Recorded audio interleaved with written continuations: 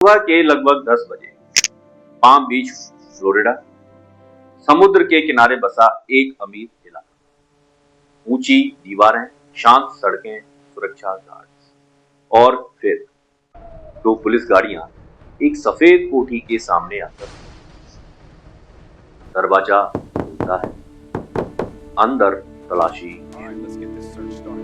Phone records उठाए जाते हैं, नोटबुक पलटी जाती हैं, नाम लिखे जाते हैं। उस समय किसी को अंदाजा नहीं था कि यह तलाशी आगे चलकर अमेरिका की न्याय व्यवस्था पर सवाल खड़े कर देगी। यह मार्च 2005 था। कुछ दिन पहले एक 14 साल की लड़की के परिवार ने पाम बीच पुलिस में शिकायत दर्ज कराई थी। परिवार ने कहा उसकी बेटी को पैसों का लालच देकर बुलाया गया। पुलिस ने मामला हल्के में नहीं लिया। तलाशी हुई, फोन रिकॉर्ड्स देखे गए, ड्राइवर और स्टाफ से पूछताछ हुई। धीरे धीरे और लड़कियां सामने आने लगी। अब यह सिर्फ एक घटना नहीं लग रही थी। पाम बीच पुलिस डिपार्टमेंट ने अपनी रिपोर्ट में कहा कि मामला गंभीर है और इसे बड़े स्तर पर लिया जाना चाहिए। पुलिस चाहती थी कि यह मामला संघीय स्तर पर जाए, क्योंकि अगर यह सेक्स ट्रैफिकिंग के रूप में चलता तो सजा कहीं ज्यादा कठोर हो सकती। लेकिन यहां से कहानी बदलती है। फैसला पुलिस नहीं करती, फैसला करता है संघीय अभियोजक।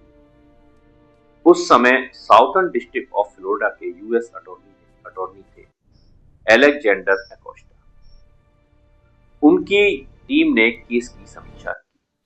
उन्होंने देखा कि टेरिफिकिंग साबित करने के लिए यह दिखना जरूरी होता है कि जबरदस्ती दबाव या धोखा था।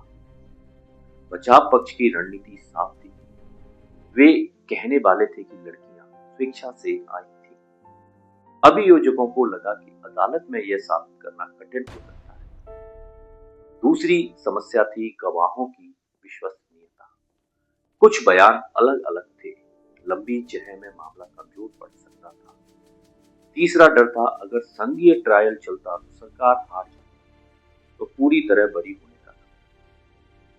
और फिर 2008 में एक समझौता हुआ, नॉन प्रोसिक्यूशन एग्रीमेंट।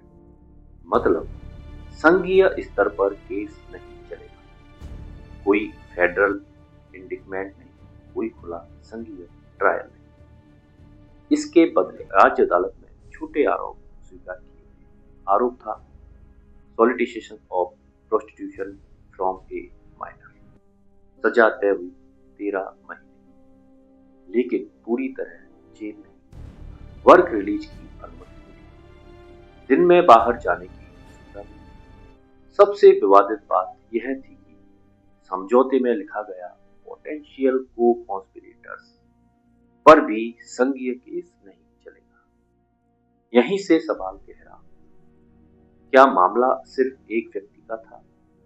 अब परिवार की तरफ देखिए।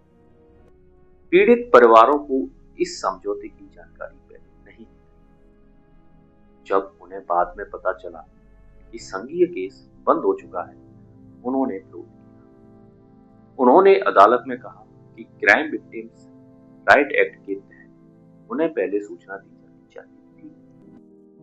सालों बाद 2019 में एक संघीय जज ने माना कि पीड़ितों को पहले सूचित न करना उनके अधिकारों का उल्लंघन था।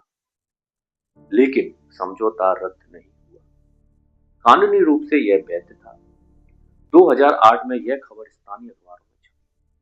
पाम बीच पोस्ट ने रिपोर्ट की, लेकिन राष्ट्रीय स्तर पर बड़ा हंगामा नहीं हुआ। सोशल मीडिया उस समय इतना प्रभावशाली नहीं था। मामला शांत हो गया। अब फिर उस सुबह की तरफ लौटी है जब पुलिस पहली बार उस घर में दाखिल हुई थी। अगर उसी समय संघीय स्तर पर पूरा मुकदमा चलता, अगर खुली अदालत में सब सामने आता, तो क्या कहानी अलग होती?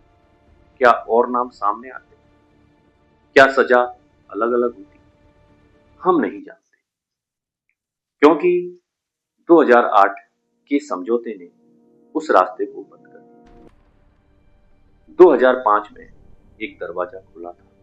2008 में वह दरवाजा धीरे से बंद कर दिया। कानून की किताब में सब कुछ तय था, लेकिन इतिहास में यह सवाल बन गया, क्या न्याय पूरा हुआ?